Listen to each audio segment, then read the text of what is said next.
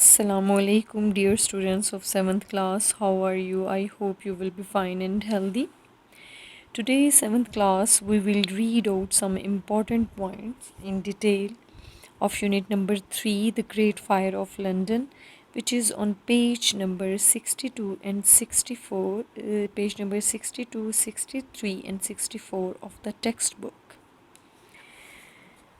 Students, you know well, whenever we start our lesson or our story, first of all, we see whether it is fiction, a non-fiction based on reality, or a part of the history. As far as the Great Fire of London, this story is concerned, this is a totally based on reality. It was a real incident which happened in September 1666, and it had become a part of history.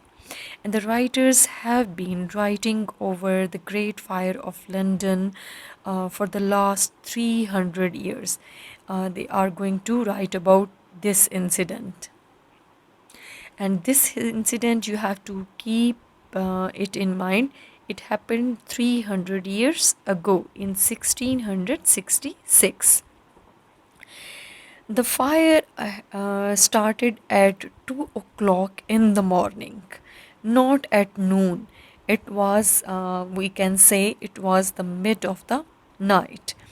And in the shop of Mr. Foreigner, the baker in Pudding Lane. Mr. Foreigner was a baker, and in his bakery, on a bread oven, from bread oven, the fire started, and it spread so fast and so far that it had taken grip over the whole city of the London. And the bakery was located in the Pudding Lane. This was the name of the street, Pudding Lane.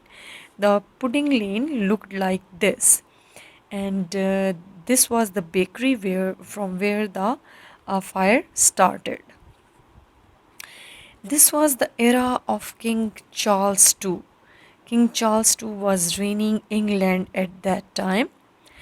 In first paragraph, we will see the fire exploded and burned the whole street of the Pudding Lane, and people tried to save their belongings, and whatever the people had, they wanted to save it. But soon the fire had taken grip over the London. But soon the fire spread over the whole city of the London.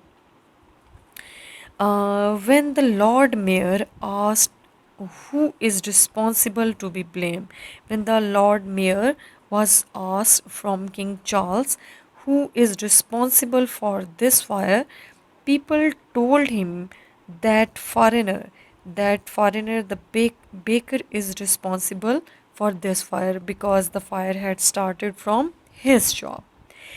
It was too late to control the fire because it has destroyed people's houses.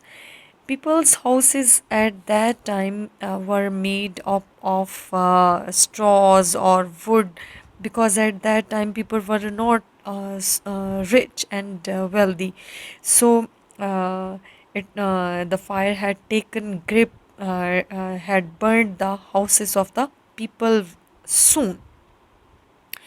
Okay, if we will see uh, the location of the Pudding Lane, it was there, Pudding Lane, and it was River Thames, and this was London Bridge.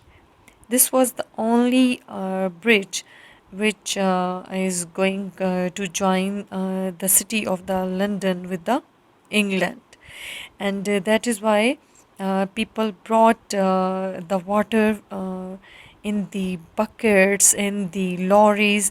At that time there were no fire brigades, and the people took water in these kinds of lorries to put out the